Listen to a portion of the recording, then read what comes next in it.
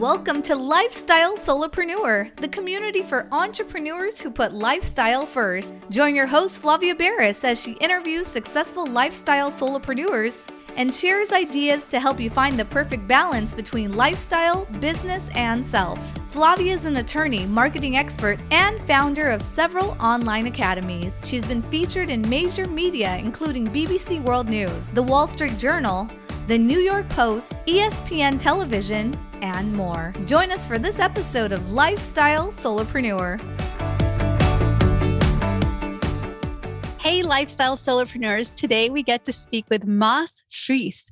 He is an amazing podcaster himself. He's the founder of The Growth Island, which is a podcast on health, performance, business, and life's bigger mysteries, covering more than 80 episodes with global experts. One of his biggest passions is building a health-related impact ventures. And during the past years, he has co-built 3 successful startups with the venture company KRING. He's playing sports at a high level and discovering many studies on personal growth and performance, which has led him into a continuous research journey. He found that many resources focus on just 80% of the problem and only 20% on the solution. Now he is on a mission to flip this statistic around to help more people. Welcome to the show, Mads. Thank you so much. And thank you for having me on. It's always great to speak to someone like yourself who has done so much and is involved in so many different things. Like, how would you describe what you do today to someone so they can get a little bit of an insight into what your daily life looks like? Basically try to help people live their best lives. So that happened through different things. It's both coaching, it's podcasting, and writing a book right now on habits. So that's taking a bit more of my time. It's doing workshops around these areas. And then right now I'm in the board of some of the companies that we build, 3 companies right now. And then we're in between 2 funds of building new companies. So that's the very short version. Well, tell us a little bit about those startups. So, the startup world is sleepless nights, burning the candle at both ends. It's generally a very hectic, busy, frenetic kind of life. Do you find that you're able to sort of flip that around and not get so caught up in that kind of pace? Or do you find that you give into that pace, you push really hard, but then you find your way to take rest and relaxation other times? I love what I do. So I see it more as a calling than work. And I think that's one of the key things in whatever you do is find something that actually gives you joy, right? So I'm super passionate about health and our companies are related to health. One of them is a mental health assistant where I had the opportunity to read manuals for stress, anxiety, and depression. And for me, that's something that I would actually like to do in my free time as well. So in that way, I have a mix of, like, would you say, spending a fair bit of hours. And then at the same time, I really make sure I get rest. I always get 7 to 8 hours of sleep. I make sure I get movement into my day and all of the things that get you to stay at your best and don't burn out. Too many people are burning out these days. Why do you think burnout is so common? Do you think it's a cultural thing where we honor the hustle and, hey, I pulled 3 all-nighters in a row and everyone celebrates that? Or other than cultural, do you think it's just kind of human nature to push yourself beyond your limits? I think there's a cultural thing that has definitely got screwed up. I think those like not sleeping, like luckily I'm seeing at least that is no longer being honored. It's no longer like a badge of honor, like, I didn't sleep. Like, it's okay to have one day here and there. But at least I don't see in the startup environment or in the consulting environment where I'm still located that people are like, yeah, I don't sleep. Because it's not cool. There's so much research out there showing that you're not productive and so on. But some people still don't prioritize their sleep. We know that people are getting really poor sleep as well, which is a big cause as well for causing these burnouts. And so you're an athlete, so obviously sleep Used to be an athlete.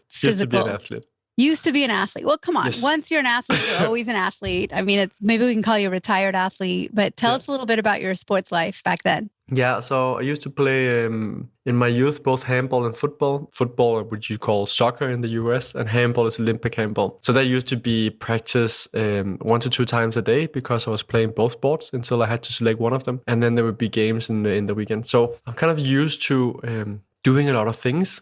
But it's always been stuff that I love to do. I found a lot of joy in sport, right? So I would have like 1 to 2 hours of practice with one thing and then the other thing afterwards. And it was fantastic. I was part of a team. So I miss that sometimes, being that closely with a team. And that's also what you get in the startup sometimes, that you have the founding team where you feel like you're on that mission and you're working really hard together and kind of practicing together to not win a game, but make your company out. So it actually makes a difference for a lot of people.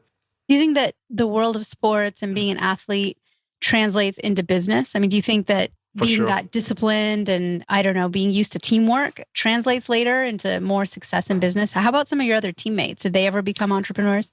So, good question. I'm pretty sure some of them have, but I definitely think it's something that translates. At least what I see other people as well, and it's not just whether it's sports or whether it's music or something else, but doing something at a young age that like takes a lot of effort and that you show up consistently. I think that translates into anything in life, and especially in the work and starting companies, because you learn to take responsibility, you learn to show up even though it's not fun. So I think it's an extremely good thing to have in your upbringing, that you actually play sports or play an instrument or something else where you actually have to show up, and especially where you're part of a team. I definitely also have experienced at least that some of the people that have been playing team sports are sometimes better at working with teams, where the ones that might have been playing tennis, not saying that all tennis players are bad team members, but some of them that have been doing individual sports might not have had the same way of practicing so much being part of a team. So I often like to look for people that have been doing sports, and especially if they've been part of a team, because you kind of have that practice of being part of a team.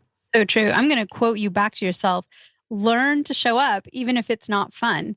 And I think that's brilliant, because there's a lot in being your own boss, and starting a business, being an entrepreneur, that is not fun, but you have to learn to show up. I mean, you really have to do all the parts, not just the parts that you want to do, not just where your calling or your passion is.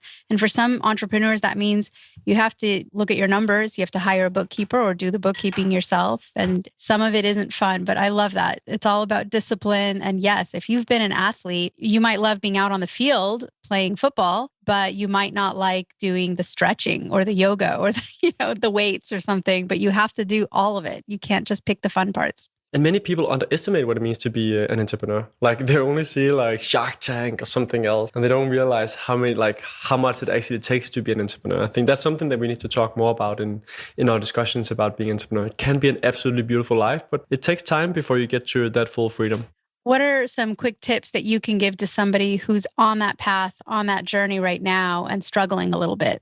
It's kind of a shitty advice, right? But patience. We often want everything to happen in no time, but things take time. So both like someone that's struggling right now and working in entrepreneurship, figure out, are you really working in something that you're passionate about? Is it an area that you can see yourself in, or should you potentially be doing something else? And if you're in it and it is something that you're interested in, things take longer than we expect. And you can use all the classical examples of J.K. Rowling with her book and how she got rejected, and she was like living almost on welfare and had her daughter or son, I don't remember what it was, sitting and writing at a cafe like with them on the lab, and then finally getting that contract. And she got so many rejections before breaking through, right? And her first contract was so low. Or Sylvester Stallone that like wanted to be an actor, and you can read up the story or look it up. I won't go into the full one, but like he was selling his dog in the end to get money, because he couldn't feed the dog, but he was going for his passion, right? But it's that hard mix between like, when do you keep going and when do you actually stop and change direction?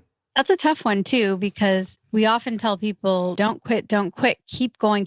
You might almost be there, but sometimes someone has picked the wrong path and maybe they should pivot or restructure their goals or shift it around. So that's a really tough one, but I agree with you. I think it's more common for people to lose patience and give up too soon than it is for people to keep going too long. Often what happens when you keep going is actually you find another way, or you find something else in the industry, or you suddenly crack it after a while. When you look at many of the startup stories as well, it often sounds like everything happened overnight, but often that's also because the story has been changed for the media. So if something like Slack, which is the software which was known to be the fastest unicorn in the world at a point, which was like 8 months from starting it to a unicorn. But the real truth was they've been working for several years, and they kind of changed the design and used it for a different audience and so on. So it wasn't really 8 months. It was several years before they got to that stage. And often we don't see that. We see everyone else is succeeding at like such a high speed. But in reality, often the story has also been rewritten about how much work they actually put into it and how long it took.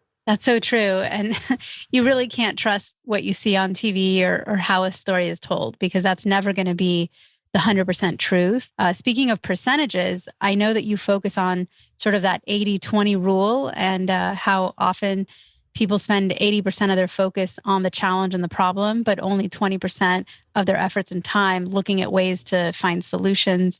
Do you find that the 80-20 principle applies in other aspects of life? And, what are you doing to shift that ratio? Yeah, so the 80-20 comes from Pareto optimization, which was this Italian that found that with many things in life, 20% producing 80% of the outcome. And we can use that if we look at wealth, if we look at crops, if we look at customers and so on. And I kind of found like the negative was when I was looking at solutions, at least when it came to health and so on, we often talked so much about the problems. We talk so much about the problems with climate change. We talk so much about the problems right now with COVID. We talk so little about what can people actually do to boost the immune system and other things so they don't get as sick. And I see that in a lot of places in society, both in regards to we talk about problems or do we talk about solutions, and figuring out like what are the main activities that really move the needle. And it's always hard. I try to sit on Fridays or on Sundays and evaluate my week and look at how did it go? Did I use my time on the right things that really makes a difference? Or did I end up doing too many small meetings, which is often when it's gone wrong? And then I plan the coming week to kind of ensure that I use the time on those 20% that really makes a difference instead of all the stuff around it. That's a fabulous tip. What are some other sort of hacks or techniques or just advice that you have for people on ways to optimize their time and their week? Yeah, so definitely planning. We know if we just wake up and go to the day, we spend too much mental energy on trying to figure out what to do. And we end up often doing things that are on other people's agenda. So your email is other people's to-do list. I think that's viewing it that way is quite helpful because it basically is other people's to-do list of things people want you to do. And it's very easy to get dragged into focusing on email being the most important thing and you have to answer everyone. So what I do, I try to schedule in time that I actually look at my email and then I answer. We know that productivity is much lower if we have emails and other notifications and so on. So basically being super laser focused on what is it that you're doing and don't have notifications, anything actually interrupt you. So we get some of that deep work. And the way I do it is that I both schedule my time. I make sure that I schedule the most important things and that I have these times to answer emails, answer other people, go to social media. And then I know when I have to shift and I put like alarms on my phone to kind of get me out of the deep work. So I know I have to go to the next thing. So I had 2 alarms before this interview to make sure that I would be fully present in everything else I was doing, but also be present on this, but also make sure that I actually showed up for the interview and not like being caught up in something. It's very practical and very easy to actually do. Yeah, no, I love the idea of just using alarms too, because I find that when you don't use an alarm, it's almost like you task some part of your brain with monitoring and keeping tabs on that upcoming event or appointment. But same thing with writing things down versus just keeping it in your head where it takes up that little bit of bandwidth because you've now said, if you think of your brain as sort of like a group of helpers, right? You've got all your different brain function. And if you designate a part of it to say like, oh, make sure that I'm ready for this big event coming up on Thursday versus just writing it down so it's out of your head and on paper. Yeah, I love the alarm system because I think it kind of works that way too. I do it all the time. I'll, in the early morning, I'll look at my calendar for the day and then I will just set 3 or 4 or 5 alarms, whatever it might be, before each big event to make sure that I don't accidentally miss it, to make sure that I have a little bit of prep time. So I'm not just seeing the event, when it happens. And I think you and I both benefit from that because that is a good technique to have. And it's so easy these days for most of us with smartphones. It's great. You can just push a button and usually say you can just tell your phone, set alarm for, 2:57 called prep for, such and such meeting. And it's fantastic. It really is. But there's so many things that we can do to actually reclaim more of our life and get that good life, right? Don't participate in meetings where there's no agenda. Like make sure that it's clear, like why are you showing up? Is it just a pure networking meeting, getting to know each other? But otherwise, make sure that it's prepared. So many hours of life are wasted every single day on meetings that don't provide value. A meeting doesn't have to go for an hour. Might as well go for 25 minutes. And then actually scheduling that you don't have back-to-back meetings, because often what will happen is if you don't have those 5 minutes or 2 minutes to breathe, you'll go into a new meeting and you won't really be properly present before. So actually also getting into a habit of potentially scheduling meetings that are only 45 minutes, 55 minutes, or some kind of like not even number. So you have those few minutes of breathing. And what happens is we use the time that we have scheduled. There's this phenomenon in psychology, like we often use a time that we have. Like if you get 3 days to do something, you'll do it in 3 days. If you get 1 day, you'll do it in 1 day. So true. And, there's a difference between creative type themed meetings versus more administrative and kind of functional meetings. Because in some meetings, having a little bit of white space and letting everybody brainstorm and speak their piece is great. In other meetings, you can just get so bogged down when everybody wants to put in their 2 cents worth and their input, where really the same thing could have been accomplished with 2 emails, right? And meetings can be pretty evil. I mean, they can be time sucks and they can be completely unnecessary. And I don't know, what some of the ways to cure that would be. I love your idea of always making sure that you have an agenda. I'm wondering if it also makes sense at the beginning of any group meeting to have that agenda up so everyone can visually see it.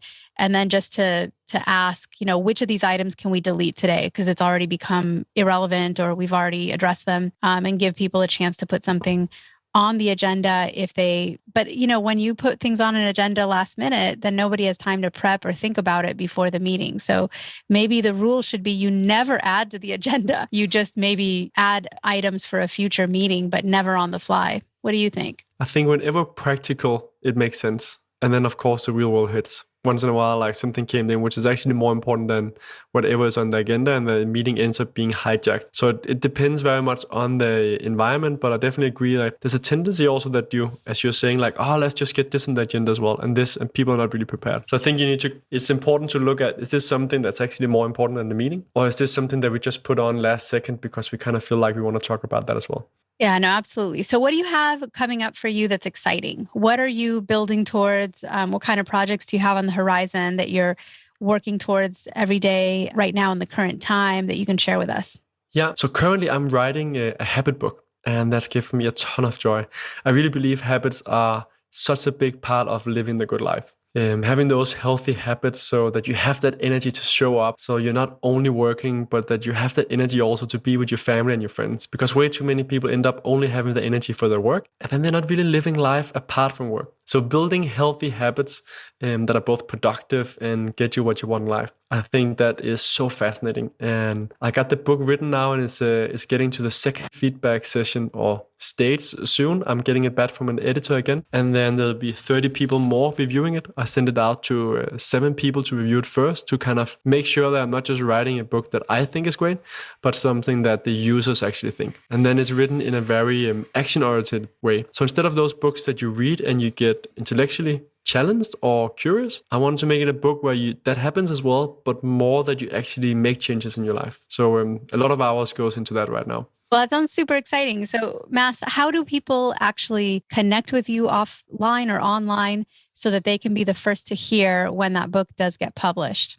Yeah, my website, growthisland.com, there'll be a pop-up where I will, if you put in your email, you'll get like a cheat sheet for habits, and I'll make sure to follow up. And then I have my Instagram profile where I'm very active, which is Mads M. Friis, so MADSM I'm sure we can probably get that in the show notes. Absolutely. So Growth Island would be the site to go to, and Yes. We'll make sure to link to all of your socials so people can connect with you, because you are just a great thinker. I love what you're doing in the startup space. You just moved mountains in all of your different philosophies, and you've changed a lot of lives. So thank you for all the good work you do in the world. I hope we stay in touch. And I just wanted to say thank you so much for taking time out of your busy schedule to be with us today. My pleasure. Thank you so much for having me on. Guess what, lifestyle solopreneurs? If you don't yet have an online business earning you enough passive income to live the life of your dreams, I'd like to suggest you consider trying out Kajabi. Kajabi is an all-in-one solution where you can create and teach online courses, publish a paid newsletter, launch a free or paid podcast, process payments, build one-on-one coaching portals for your clients, and much, much more. I personally use Kajabi to power numerous successful and profitable online businesses. Lifestyle solopreneurs, there's a free trial of Kajabi waiting for you at this link, www.kfreetrial.com. You can try Kajabi for free, no obligation, by going to www.kfreetrial.com. Again, kfreetrial.com, and that K stands for Kajabi. Starting an online business helped me break free from that corporate grind, and I hope it does the same for you. You have nothing to lose and absolutely everything to gain. Thanks so much for tuning in today. Don't forget to subscribe to the show, and see you next time.